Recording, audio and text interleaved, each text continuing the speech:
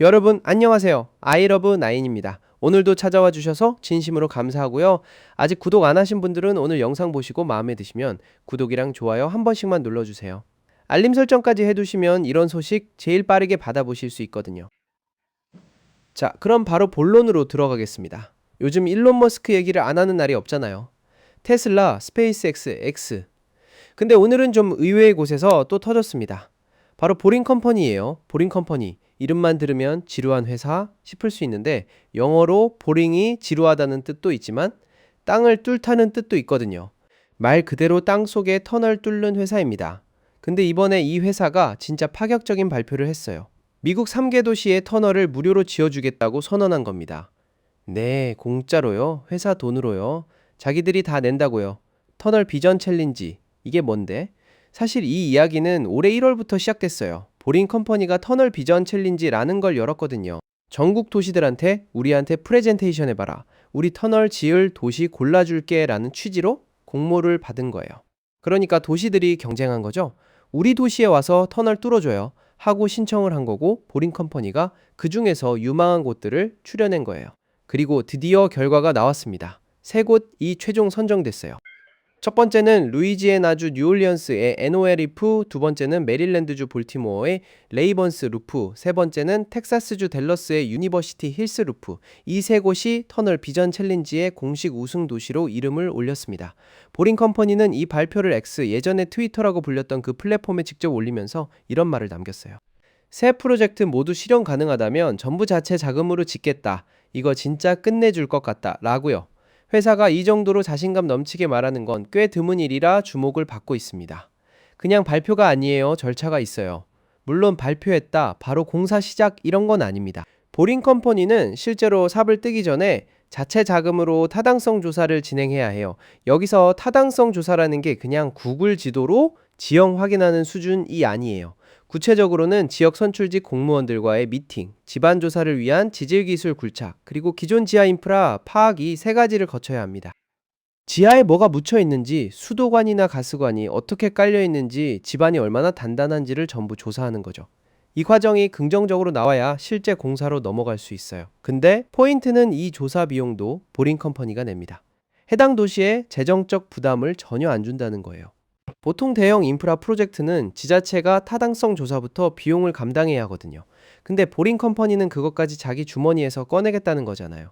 이 자체가 굉장히 이례적인 방식입니다. 3개 도시 말고도 더 있다. 선정된 세 도시 얘기를 했는데 사실 보링 컴퍼니가 검토하는 곳이 그게 다가 아닙니다. 테네시주 핸더슨빌에서는 유틸리티 터널 프로젝트를 검토 중이에요. 일반 승객을 나르는 게 아니라 전선이나 수도관 같은 인프라를 지하에 통합하는 방식의 터널이에요. 그리고 텍사스주 샌안토니오에 있는 장애인 테마파크 모건스 원더랜드를 위한 특화 터널도 검토 목록에 들어가 있습니다. 장애를 가진 분들도 편하게 이동할 수 있게 하는 프로젝트라니 의미 있죠. 베가스 루프가 원조입니다. 보링 컴퍼니의 현재 야망을 이해하려면 원조 프로젝트인 베가스 루프를 알아야 해요. 라스베이거스 컨벤션 센터에서 시작된 베가스 루프는 현재 보링 컴퍼니가 운영 중인 유일한 상용 시스템이에요. 지금까지 이 터널을 통해 이동한 승객 수가 200만 명을 넘어섰습니다. 2021년부터 운영을 시작했으니까 꽤 빠른 속도로 사람들을 실어 나르고 있는 거죠. 라스베이거스 특성상 컨벤션 행사가 많고 짧은 구간을 이동하는 수요가 많다 보니 이 모델이 딱 맞아 떨어진 거예요. 이 성공을 발판 삼아 지금은 전국, 심지어 해외로까지 확장을 노리고 있는 거고요.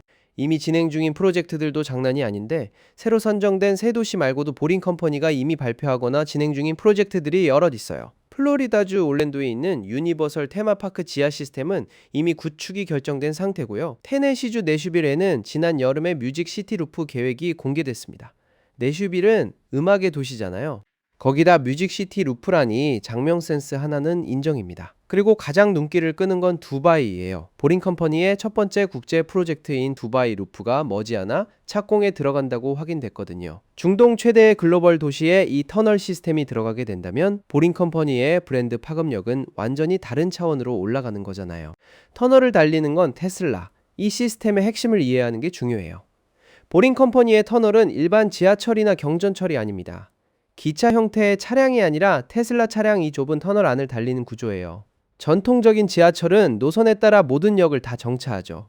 근데 이 루프 시스템은 출발지에서 목적지까지 중간 정차 없이 직행으로 이동하는 방식이에요. 승객이 차에 타면 그냥 목적지까지 빠르게 달려주는 거죠. 좀 더 개인화된 포인트 투 포인트 방식의 이동이라고 볼 수 있어요. 그래서 이 시스템은 테슬라와 완전히 한 몸이에요. 테슬라 없이는 보링 컴퍼니 루프도 없는 거죠. FSD, 이 터널에서 꽃 피운다. 최근에 보링 컴퍼니가 터널 운영에 테슬라의 완전 자율주행, 즉 FSD 시스템을 통합하기 시작했다는 소식도 나왔어요.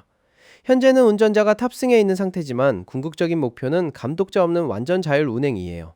여기서 터널 환경이 FSD한테 얼마나 이상적인 조건인지를 생각해 봐야 해요. 도로 위는 변수 투성이잖아요.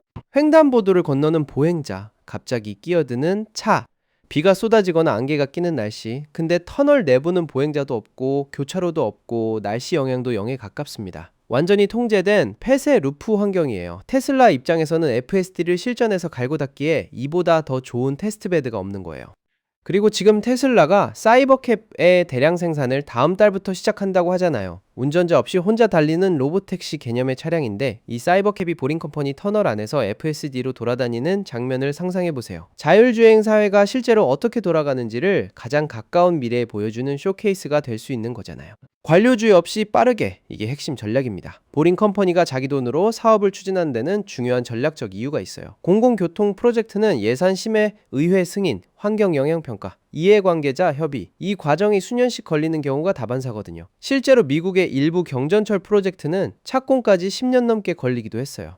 근데 보링컴퍼니가 자체 자금으로 타당성 조사부터 시공까지 끌어간다면 이 관료적 지원을 상당 부분 건너뛸 수 있어요.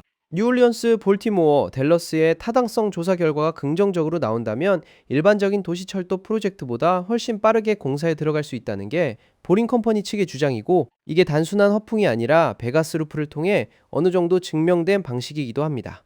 이게 성공하면 어떻게 될까? 새 도시의 루프가 베가스 루프처럼 성공적으로 운영된다면 미국 도시 교통의 판이 꽤 많이 바뀔 수 있어요.